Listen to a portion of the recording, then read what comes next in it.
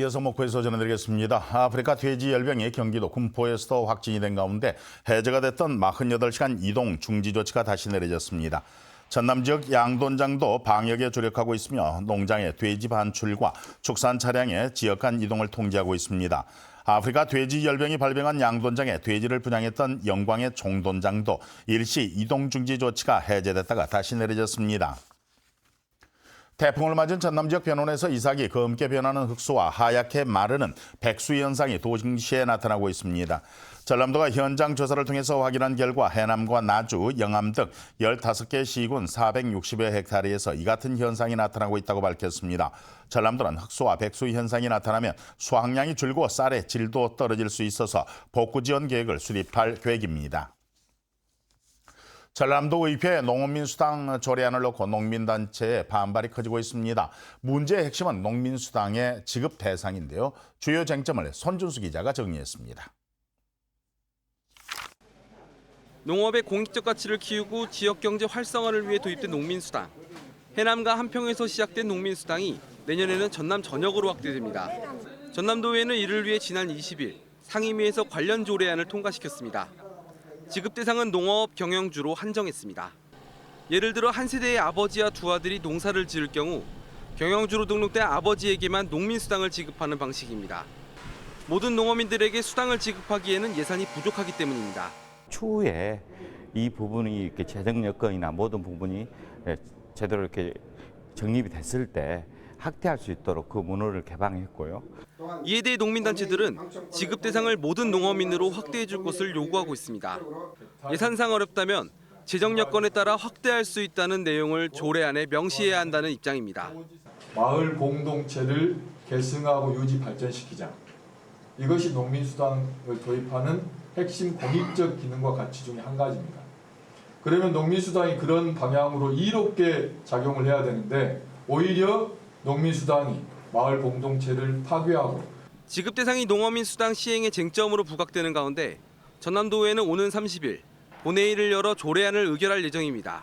이에 대해 농민단체는 2차 도민대회를 예고하는 등 농어민 수당 조례안을 놓고 갈등이 커지고 있습니다. KBS 뉴스 손준수입니다. 진도군이 지난주에 열린 국제 연안 정화의 날 행사를 위해서 해변에 쓰레기를 미리 갖다 둔 것을 두고 환경단체가 비판에 나섰습니다. 전남 환경운동연합은 행사를 위해서 쓰레기를 버리고 다시 치우는 것은 국민을 속이는 행위라며 이 사안을 진도군이 폐기물을 투기한 것으로 보고 법률 검토를 마친 뒤 검찰에 고발할 방침이라고 밝혔습니다. 이에 대해서 진도군은 해양 쓰레기에 대한 경각심을 심어주기 위해서 불가피하게 연출을 했다며 쓰레기가 연출된 것은 소량이고 2차 피해는 없었다고 해명했습니다. 오늘 오전 8시 반쯤 해남군 옥천면의 한 도로에서 68살 서모 씨의 차량이 마주오던 승합차와 충돌하는 사고가 발생했습니다. 이 사고로 서 씨와 승합차 운전자 27살 김모 씨가 다쳐서 인근 병원으로 옮겨져서 치료를 받고 있습니다. 경찰은 서 씨가 중앙선을 넘어 사고를 낸 것으로 보고 정확한 경위를 조사하고 있습니다.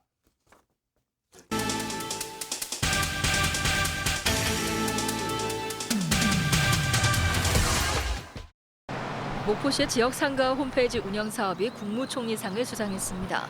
개별 인터넷 홈페이지 제작이 어려운 소규모 상가의 인터넷 홍보를 대신 해주고 있는 이 사업은 지자체와 지역 상인들이 소통하는 모델로 자리 잡았다는 평가를 받았습니다. 진도군이 친환경 벼 재배 농지의 지력 증진을 위해 볏짚 환원 지원 사업을 추진합니다. 진도군은 볏짚 환원 사업이 지력이 떨어진 논의 유기물 함량을 높이고 친환경 고품질 벼 생산량 증대에 큰 도움이 되고 있다며 2억 원을 지원한다고 밝혔습니다. 전라남도 농업박물관이 오는 28일 박물관 쌀문화관에서 청년 쌀요리 경연대회를 개최합니다. 청년들을 대상으로 창의적 쌀 요리 아이디어를 발굴하고 우리 쌀 소비 촉진을 위해 마련된 이번 경연대회는 20개 팀이 참가해 쌀을 주 원료 또는 부재료로 사용해 쌀 요리 작품을 만들어 경쟁할 예정입니다. 영암군이 대기질 정보와 기상 상태 등을 쉽게 확인할 수 있는 미세먼지 신호등을 영암읍과 삼호읍 등 두 곳에 설치했습니다.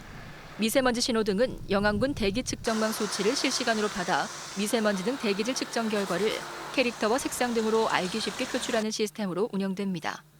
지금까지 단신 브리핑이었습니다. KBS의 지역방송국 기능조정과 관련해서 목포와 순천 등 전국 7개 지역대책위원회 대표자와 시청자위원회는 오늘 오후 KBS 본사에서 모임을 갖고 KBS의 지역국 기능조정에 반대한다고 밝혔습니다. 이들은 또 전국 단위의 모임을 결성해서 국정감사를 통한 반대운동 조직화와 국회 토론회 개최 등 전국 차원의 기능조정 반대운동을 전개해 나가겠다고 밝혔습니다.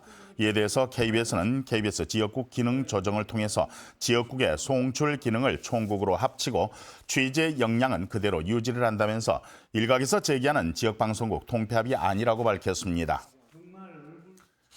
오늘 오전 9시쯤 목포시 용당동의 도시가스 노후밸브 교체 작업 현장에서 도시가스가 누출됐습니다.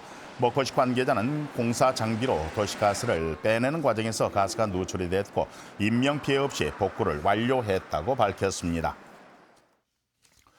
전남도가 내년에 중국 장시성에서 전라남도 주간 행사를 개최를 하는 등 두 지역의 교류를 확대한다고 밝혔습니다. 김영록 전남도지사는 최근 이련홍 장시성장을 면담하고 2020년 장시성을 시작으로 2년마다 상대 지역에서 문화 교류와 관광 홍보 등 전라남도와 장시성 주간 행사를 개최하기로 합의했습니다. 2012년 4월 자매 결연한 전라남도와 장시성은 2016년부터 두 지역의 대표 도자기 축제에 도의 대표단을 상호 방문시키고 있습니다. 목포였습니다.